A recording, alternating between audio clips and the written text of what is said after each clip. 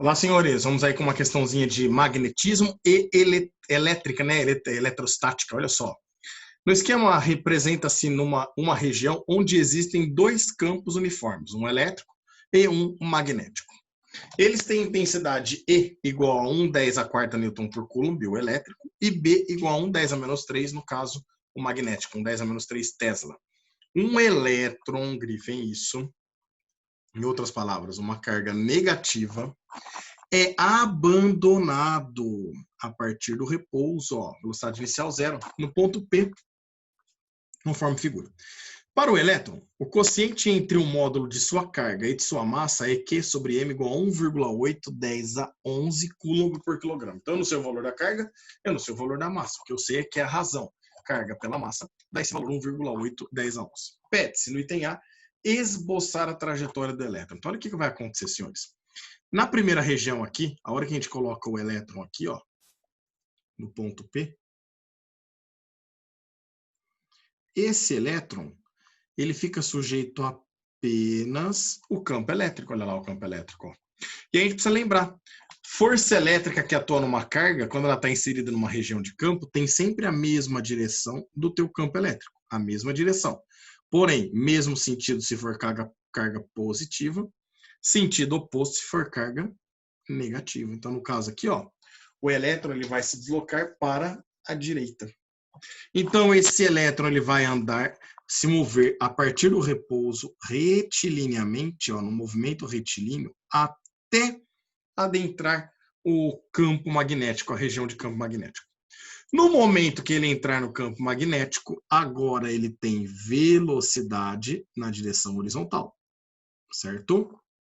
Ele tem campo magnético entrando no plano do papel aqui, ó. Se vocês olharem aí, a imagem que está ruim, mas se você está procurando essa questão, é porque você está lendo ela aí, e o campo magnético entra para nós. Então, esse daqui é o campo magnético.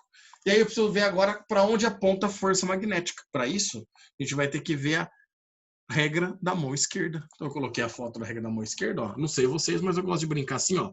Dedão, indicador e dedo médio. É o famoso faça, F de força, bom, B de campo, vestibular, V da velocidade.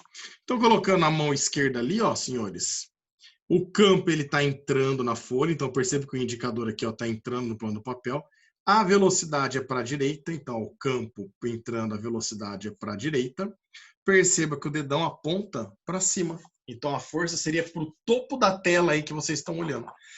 Isso se a tua carga fosse positiva. Como a carga é negativa, aí a gente inverte, né? Então a força seria vertical para cima se a carga fosse positiva. Como essa carga é negativa, então nós vamos poder falar que a força é vertical e para baixo. Dessa forma, senhores, a trajetória feita por essa partícula, eu vou desenhar na cor preta aqui para nós, ó.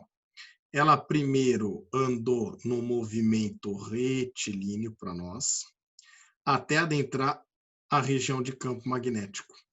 Depois que ela adentrou a região de campo magnético, em função da força magnética, ela passa a girar. Ela realiza um trecho de semicircunferência. E aqui, obviamente, por ter velocidade, ela adentra, vai manter o movimento retilíneo agora, porque a força magnética não age mais, até que vai chegar um ponto que ela vai desacelerar.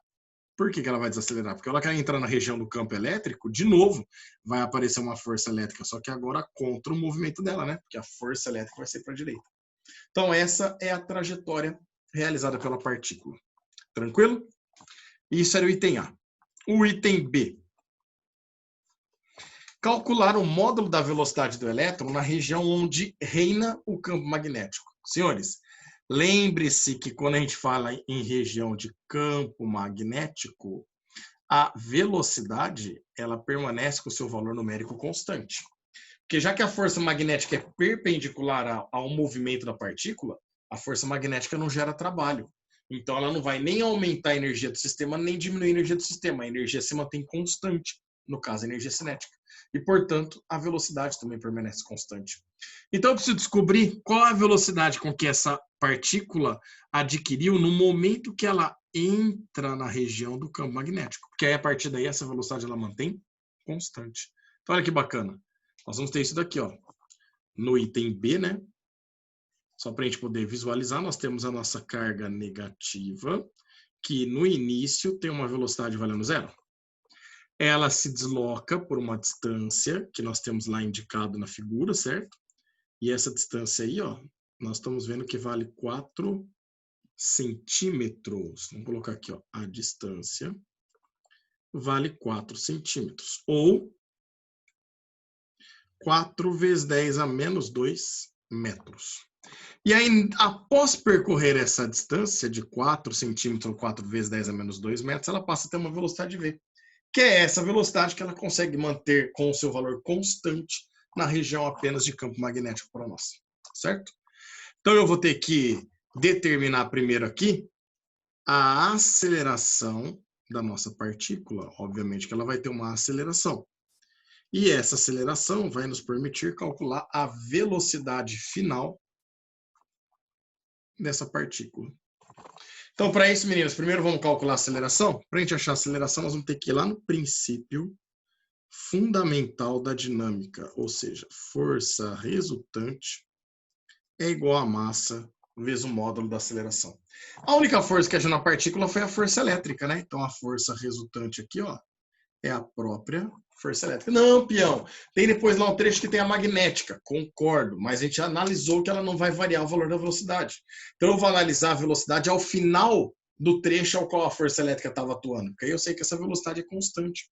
Portanto, a única força que tem lá é a força elétrica, que a gente calcula pelo campo vezes a carga. Tudo isso é igual a massa vezes a aceleração. Então, vamos ficar aqui que a aceleração vai ser,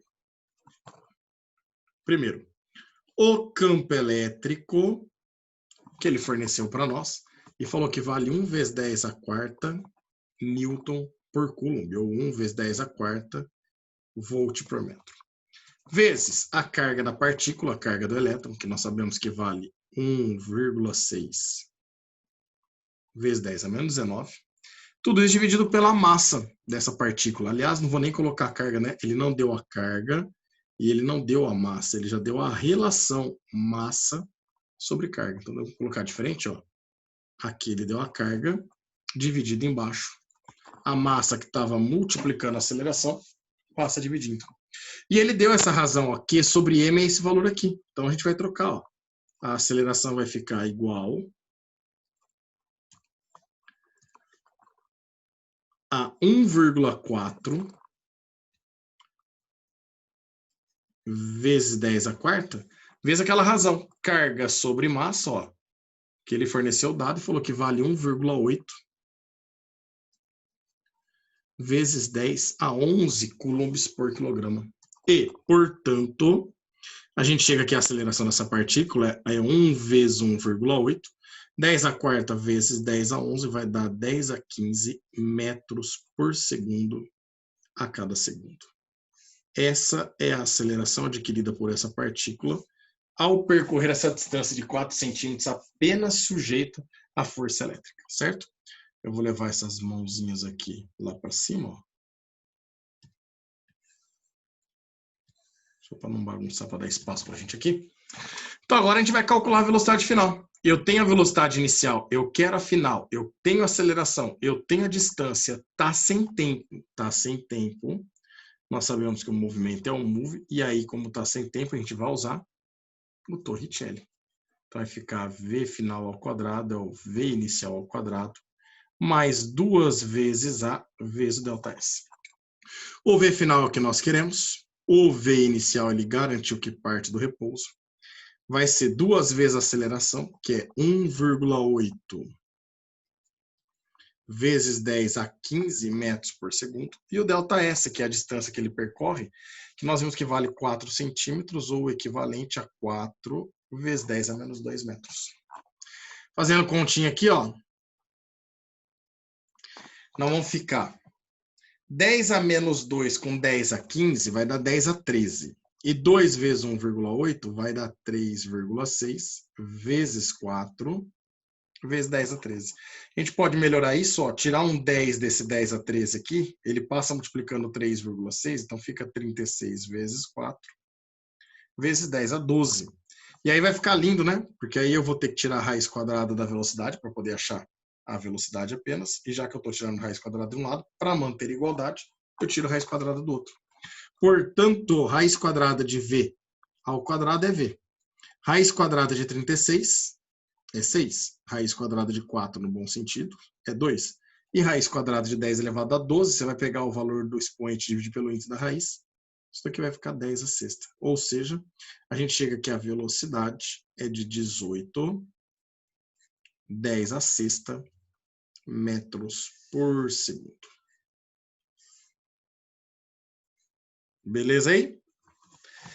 Fechamos então, calculamos o valor da velocidade e também no item A fizemos a trajetória dessa partícula. Um grande abraço a todos, nos vemos numa próxima.